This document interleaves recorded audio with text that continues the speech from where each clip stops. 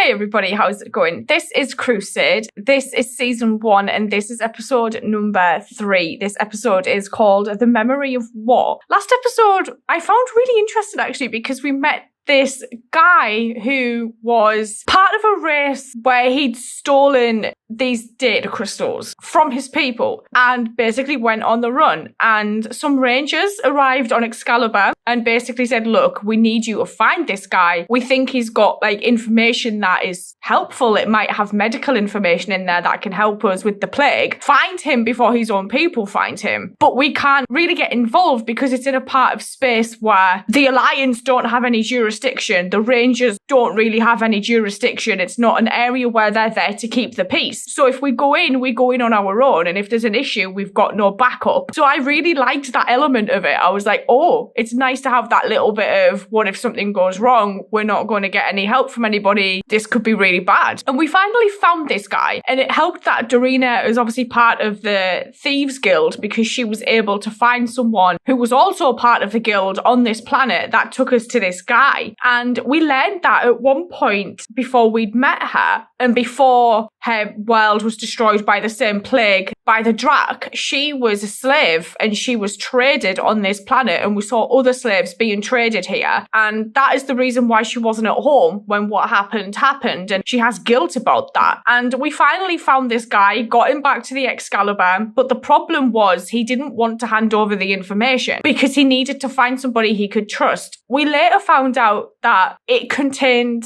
lots of elements of their culture from his home planet. Music, art, books. And it was like, oh, we learned his people were basically trying to eradicate any culture. And it was kind of reminiscent of things that have happened in the real world in the past. And it's like, oh, and he wanted to save that. And I mean, you know, you would really, wouldn't you? So it was quite sad to see him hand that box of crystals over into their safety on the Excalibur to Gideon and then go off on this transport that wasn't being manned by anybody. And I was like, this is going to blow up. He's going to die. And he knew he was going to his death and he did. And it was quite sad. And we saw how, I think it was the lieutenant, just came out with the fact that he was a telepath and I didn't expect that. And he was like, I should have known something. And then now obviously he's got that guilt. We learned something else about Gideon as well when he was talking to the doctor. I think her name's Sarah. And he basically said, oh, I was on this ship. This bad thing happened. And the more I watch this, the more of Gideon we start to learn. Gideon's quite a fascinating character. So I'm quite looking forward to seeing what develops with him as we watch these 13 episodes, because he seems to have a lot of secrets and we know he's got this box in his quarters that, you know, there's a voice in there, and now he's got this occurrence in his past about this people dying. And with this being called The Memory of War, I'm wondering if it's in relation to that. So I'm going to get on into this. Let's go. And as the planetary quarantine enters its 4th month, yes! Mass rioting continues in India, South Africa, and parts of Central America. Not for the riots. They struggle to deal with the total collapse of their economy, the result of lost income, usually generated by trade with other worlds. I love this lady. Across the planet, spaceports normally crowded with travelers stand empty. Meanwhile, in Earth Dome, Director of Xenobiological Research, Dr. Stephen Franklin, appeared today before the Senate to testify about the progress made in other research. Captain, you said to alert you when we reached our destination.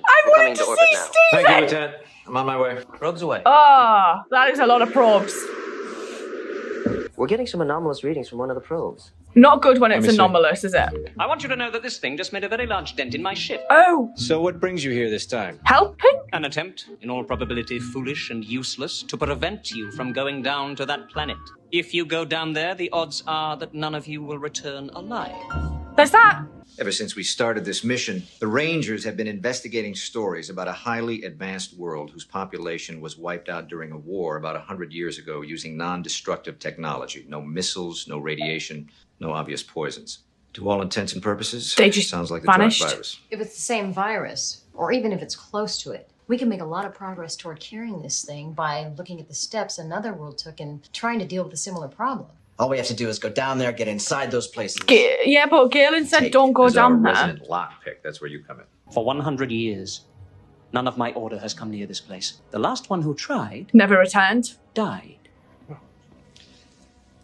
I appreciate the warning, Galen, but we're still going down there. Oh! Oh, hi. Enter. I think that's the first PPG we've You seen. wanted to see me, sir? Yes. Before we go, I wanted to give you a copy of my logs and some Oh. additional information, which might come in handy. Help you pick your next destination in case something happens to us. He's not going to give him the voice box. Then you're taking this story seriously. I'd be a fool not to. If Galen's this concerned, there's usually a good reason for it. Yeah. He's more than concerned. He's afraid. We're all afraid at one time or another, Lieutenant. But this is too important an opportunity to pass up without at least trying. I was just defending your honor. Must be a terrible responsibility. I'll get used to it.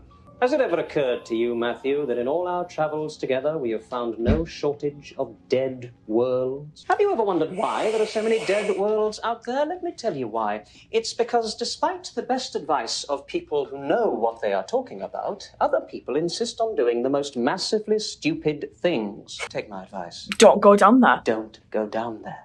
What's down there, Galen? What is it? Looks like one of the probes we dropped from orbit. Oh. I didn't know they could survive a fall like that. That might not be a good thing Guess to they could survive do. the fall, but they couldn't survive you. Oh, no.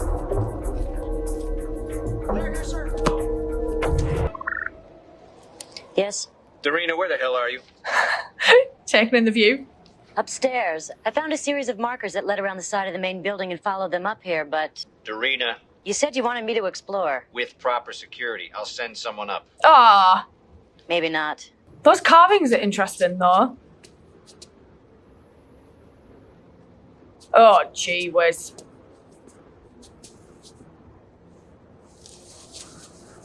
Oh.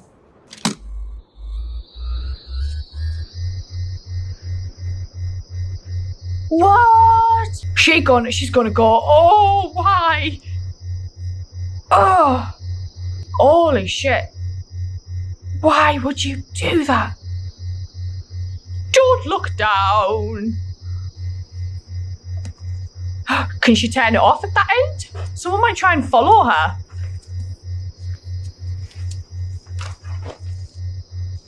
Why is that even there in the first place?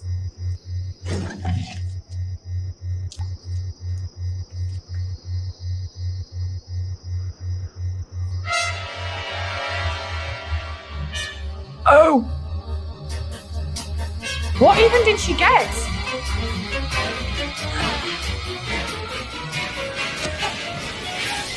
You sure it's a data crystal? Positive. Shouldn't take me too long to decode it. I'll run the translation program. And we'll see what it has to say for itself. Who's there? Oh, dude, you're dead. Stop and be identified. Oh! Who reads this? It walks among us, Oh! unseen. Oh!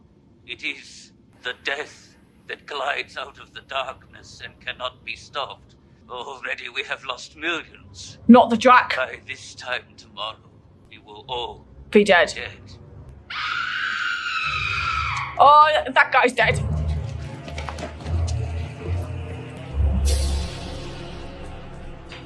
I was just talking to him. Turned. I thought you might have found the body. It was a shape.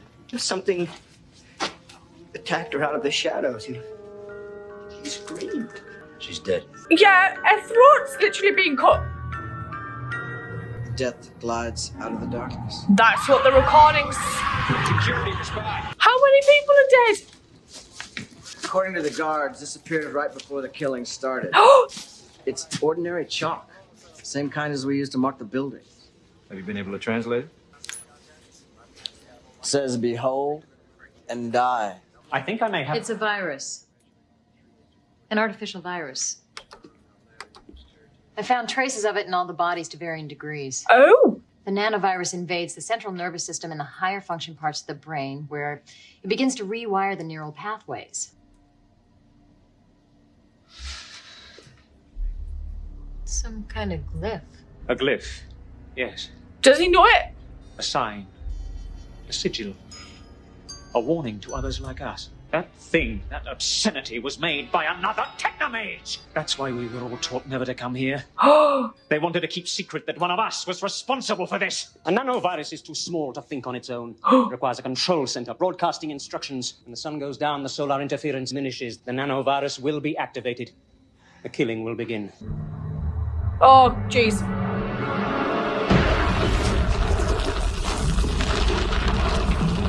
It's like Gandalf. I'm going with you. No. You gotta go alone. I must deal with this alone. It's been a long time since I had anyone to talk to. Why is he still If I here? want to sit and talk with the dead, I will draw a pentagram on the ground. They're dead. The body that created me has long ago gone to dust. An artificial intelligence. I was asleep for a long time. Oh, did the probes wake him I up? thought my work was finished. Then the others came and I awoke. I stretched forth my fingers and I touched them in all the secret places where thought lives. You made them murder each other. Our order is sworn not to use our skills for destruction. Our order says many things. The other side in this war offered me money, power, authority. We all have a price. My creator, whose shadow I am, had his. You have yours.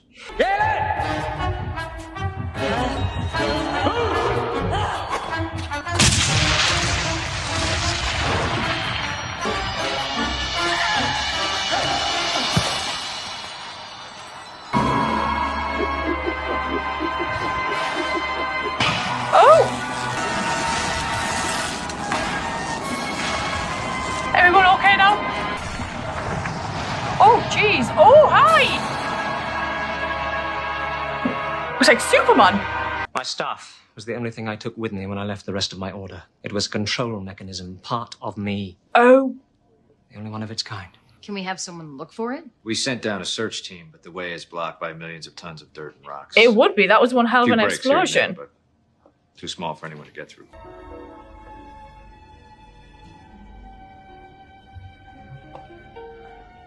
She looks an absolute mess. But that was really sweet of her to go down and get it. This inhaler contains a mix of liquid Teflon and a few million of the nanovirus. Since the Drock virus is primarily airborne, I programmed this as a counteragent to rest in the lungs and eliminate any virus coming in. Is this a cure? Preventative? No. Maybe. It sits in the lungs and coats anything that comes in down to 20 microns in size, then sloughs it out of the system. Slows it down? So it won't help anyone who's already infected. It will allow us, or anyone who's not already infected, to move among people who are contaminated for roughly 48 hours without becoming contaminated ourselves. Doesn't matter. This is a major breakthrough, Sarah. Yeah. Who knows?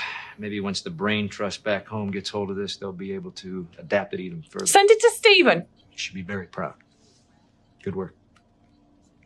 I think what surprised me the most watching this is every episode is like so different and it really takes me by surprise every time. I didn't expect us to find this planet that would, to the techno mages at least, be one of a multitude of planets that they kind of told everybody to stay away from. And Galen arrives and basically says, I know you've been looking for this planet for quite a long time, but don't go down there. There's something down there and it's bad. But obviously, us being us, we go down there and we take some of the IPX guys down there with us and we learn that, you know, there was this amazing advanced civilization that lived down there and we thought that the Drac had unleashed their plague on this world and maybe there was something down there that could help us. To find out that there was this thing in the darkness and the shadows that was, you know, apparently killing people. Dorina finding that data crystal when she'd followed the symbols on the wall and them translating it. And I initially thought, well, what if these people are dying in a way which they fear? Like someone was strangled, someone had their throat cut. But it wasn't at all. It was a case of there was this nanotech, this nanovirus that affected the brain that made those that were more infected kill those that were less affected. But it was something that was created and designed by the technomages. And that's why the other technomages were told never to go there because they would find out this secret. And to think that, you know, they would make something like that was actually quite shocking. And, you know, like, I just didn't expect that at all. I was like, oh no. Like, I thought that is really going to not sit well with Galen, because he'll be thinking, what the hell have my people been doing? And to see him then meet this AI of the guy who was given the orders and was basically there to ensure that this virus continued when more people came down to the surface was actually really cool. Then seeing that, you know, Dorina was obviously influenced by it. Gideon was influenced by it. Gideon shooting the bridge, that walkway that Dorina was coming across to try and attack them, for Galen to then use his staff to destroy the machine. I was just really surprised by this. I didn't expect it at all. And I think Gideon talking to Dorina about Galen being lonely was like a really interesting conversation, because he was talking about how his people were like basically his family. And I was like, that's really telepath. That's really Psycho-esque. So it's interesting to see that there's like a similar thing that occurs in relation to techno mages, and they are the people they depend on the most. And it's very rare for them to form outside attachments, because we never really saw, like with the telepaths in the main show, really form any attachments with anyone other than probably Talia with Susan, Lita with Byron. We saw Bess to have a relationship with Carolyn, but she was also a telepath. So it was interesting to see that the people that we know are telepaths, the relationships they formed with other people just happened to be telepaths as well. So Byron, Susan was latent. So it was interesting to kind of know that that was a similar thing with the techno mages, and, you know, like non-techno mages are probably like a no-go for a lot of it. And we saw the guy who went to the station, he was quite guarded as well. So like just these little insights into their world is really interesting. And there was like very Lord of the Rings-esque this episode, but I enjoyed it quite a lot. I may just go watch the next one, and I will see you guys later. So thank you.